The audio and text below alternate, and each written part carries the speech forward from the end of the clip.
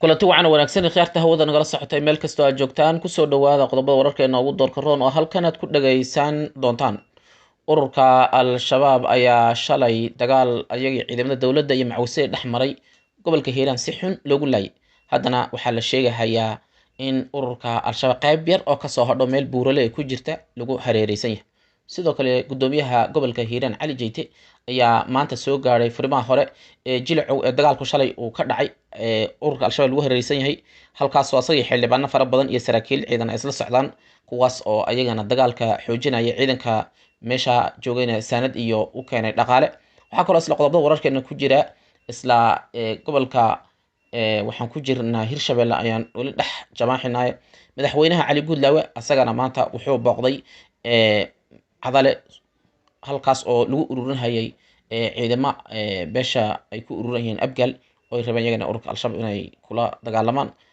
qodobada wararkeena waxaa faahfaahin doona ishana ku hay saaxiibkii cabdi oo badanaaba noo falanqay. cabdi soo dhow. cali jeyti iyo maanta wuxuu ka degay furimaha hore dagaalka, maxaad kala socotaa? horta mahada waa mahadsan tahay. cali jeyte cusmaan waa halyahay usoo baxay Soomaaliya, wuxuuna ka degay maanta degmada Buulaburta asagoo ka yimid magaalada Beledweyne. dagaal culus ayaa deegaan 30 kilomitir u jira oo la yiraahdo Jicbo ka dhacay. marka maanta cali jeyte gurmad iyo inuu ciidamada saraakiisha dhiirigeliyo iyo inuu hubkooda iyo waxooda diyaariyo ayuu halkaas kusoo gaaray. cali jeyte waxa waaye waxaa la dhihi karaa nin oo aad iyo aad isaga dhici ururka al-shabaab isbaray waxay yihiin. marka mowjado siyaasadeed fara badan cali jeyte ku hareereysan muddo fara badan ayaa waxaa la dhahay cali jeyte waa inuu dagaalka joojiyaa. dowladda carbeed lacag soo diray oo dhahay cali jeyte ha loo geeyo, xildhibaano qaylinayo oo dhacaga kala daba wareegaya cali jeyte wuxuu dhahay aniga dhiigga ay shacabka Soomaaliyeed kuma gadanayo lacag, waxaan ogolahay in nimankaas meesha laga saaro. qofkii dhahay dagaalka shabaabka joojina asagaa shabaab warkiisu waa cadeeyay. marka cali jeyte halkaas dhiirigelin u tagay, dagaalka halkaas ka dhacay ayuu shalay micnaha oo aad micnaha loogu dhameeyay ururka al-shabaab ayuu dhiirigelin iyo saraakiishii iyo dadkii dhibaatada iyo wixii soo gaaray oo micnaha la qaybsanayay.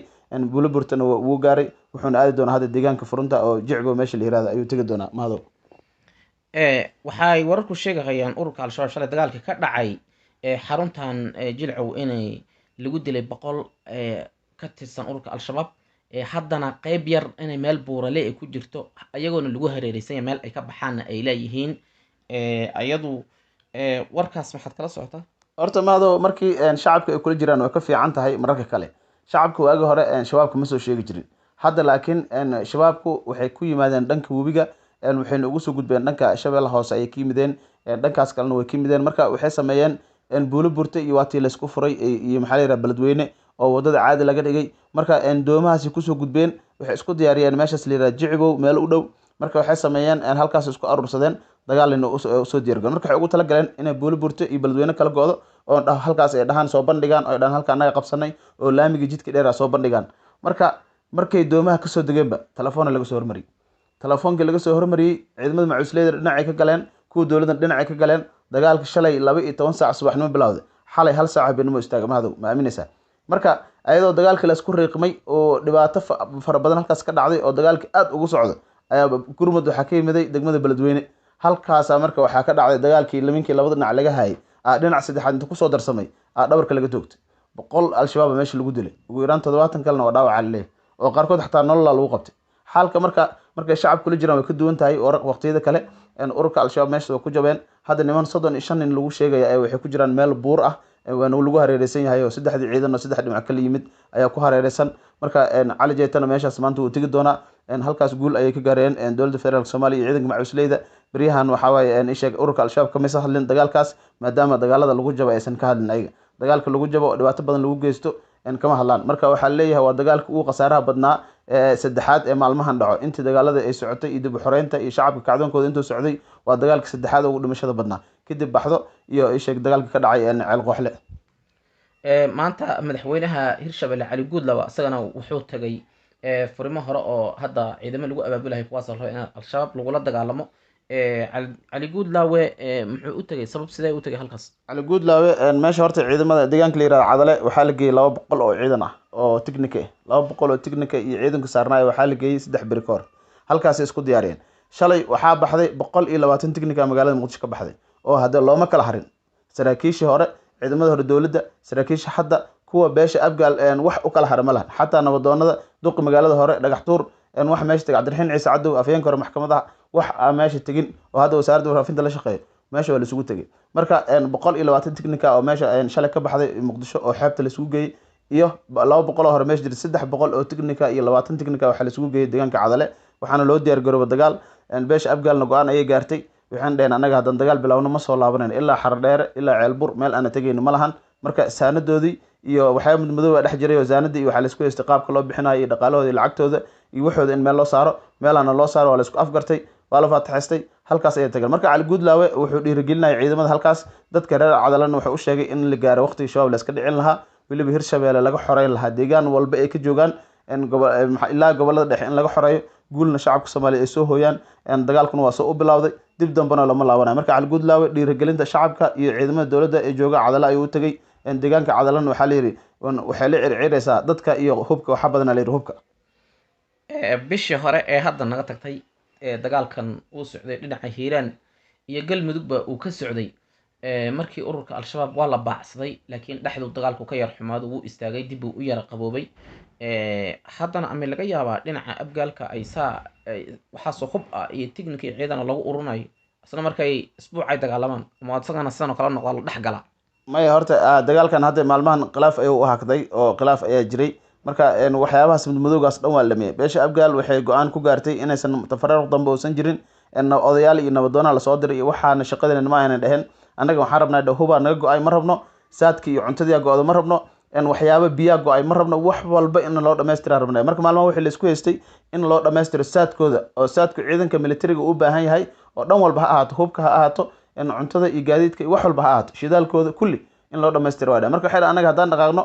Ceelbura sheegaysa iyo Ceel Qooxle iyo meesha sheegaysiin maxaa la Xardheere iyo dhulkaas dhan waa cuneen gadaal marna Ceel Garas budbud Xamarweyn meesha maxaa la yiraahdaa meel aan dhaafeen male ilaa meesha aan Ilaahay nageey waxay dhawaa tageena marka waxay dhahayn saanadana loo dhameystiro waxa la isku haystan hadda waa isku dhamaatay mana u maleynaa inay mahadu soo laaban doonaan mar kale oo dagaalka saas lagu hakin doono hadda waxaa kaloo aydan la sheegaya madaxweyne Xasan Maxamuud inuu hub ka soo qaatay maxaa la yiraahdaa Ethiopia maalin dhaweeto oo ka dalbaday hub u balan qaadeen maalmaha soo socdaan la geyn doono magaalada Muqdisho waxaa kaloo madaxweynaha Soomaaliya hadda uu ku sugan yahay dalka Uganda asagoo ka qayb galay sanad guuridii maxaa la yiraahdaa dalka Uganda oo 60 guuridii ka soo wareegtay markay xornimada qaateen marka asagoo markuu ka qayb galay madaxweynaha kulan ay yeesheen kulanka markay yeesheen wuxuu ka codsaday in rasaasta iyo hubka laga garab siiyo maadaama ay isku tashanayaan oo dowlad ahaan ay dagaalka ururka al-shabaab u diyaar garoobeen in laga taageero xagga hubka oosan wax kale u baahnayn marka ballanqaad ayaa loo sameeyay hubna Uganda ka keensan doonaa midna Ethiopia keensan doonaa marka waxaan u maleynaa Xasan Maxamuud iyo ururka al-shabaab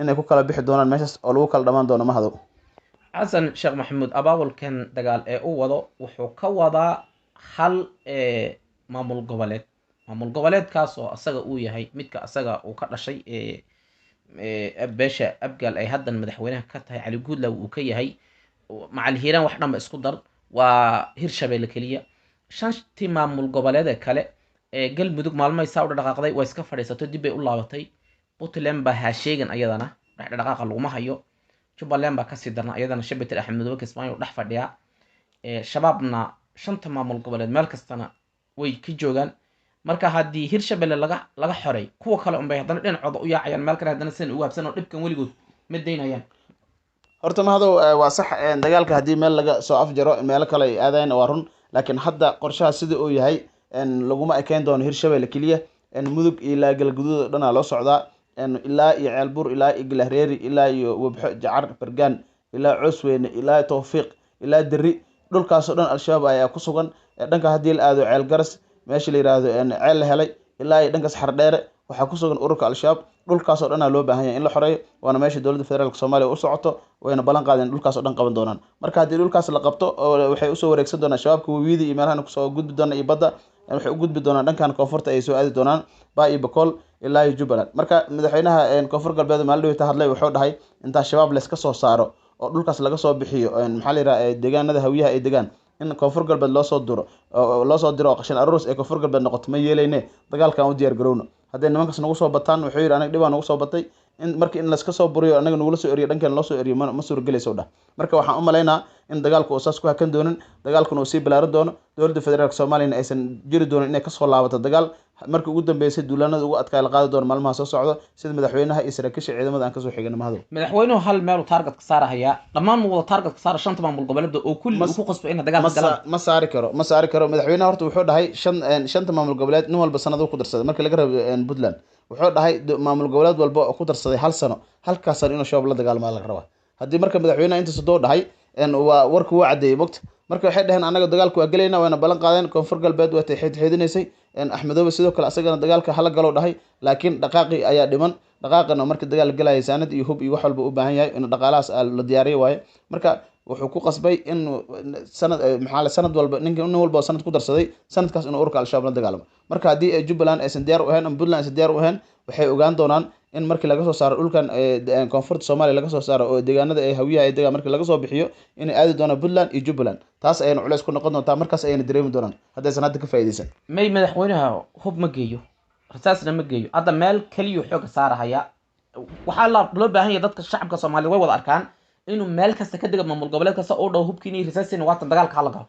markii ay diidaan ayaga dambi bay yeelanayaan, laakiin asagii baaban aadin bay waxay u diidan yihiin. horta ayaga ma ogolo oo hadda ninka la yiraahdo Axmedoobe kale in Jubbaland la qabto gacanta lagu dhigo ma ogolo. Jubbaland in go'aan jilib iyo meesha la yiraahdo iyo Bu'aale iyo Saakow ilaa Salagle in la qabto Axmedoobe dan ugu ma jirto, mana ogolo.